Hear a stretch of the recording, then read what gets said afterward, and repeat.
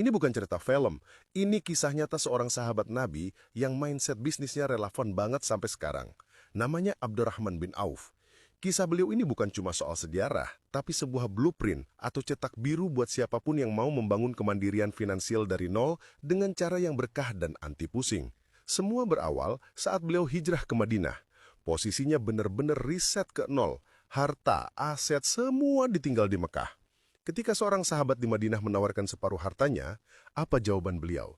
Jawabannya legendaris. Terima kasih. Semoga Allah memberkahi hartamu dan keluargamu. Cukup tunjukkan kepadaku di mana letak pasar. Kalimat ini adalah kunci pertama dan yang paling penting. Tunjukkan di mana pasar. Bukan di mana bisa dapat modal atau produk apa yang lagi tren. Beliau fokus ke pasar dulu. Ini mindset yang seringkali kebalik sama kita. Kita seringnya mikirin mau jualan apa berdasarkan hobi atau apa yang kita bisa buat. Abdurrahman bin Auf justru mencari tahu dulu orang-orang di sini butuhnya apa, masalah apa yang bisa diselesaikan. Setelah tahu pasarnya, beliau mulai berdagang dengan apa yang ada, jualan keju kering dan minyak samin.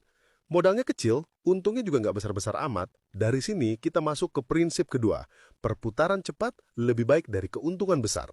Beliau nggak menumpuk barang dan nggak ngambil untung yang mencekik leher. Ambil untung sewajarnya, yang penting barang cepat laku, modal kembali, lalu diputar lagi. Dengan cara ini, cash flow jadi sehat dan bisnisnya tumbuh secara organik. Nggak ada cerita pusing mikirin cicilan. Ini adalah seni bermain the long game atau permainan jangka panjang.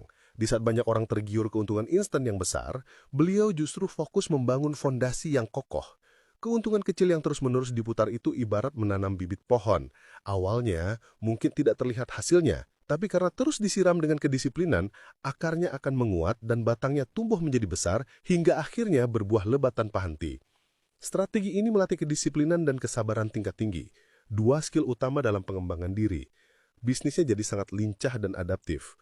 Kalau satu produk kurang laku, bisa cepat diganti tanpa resiko besar.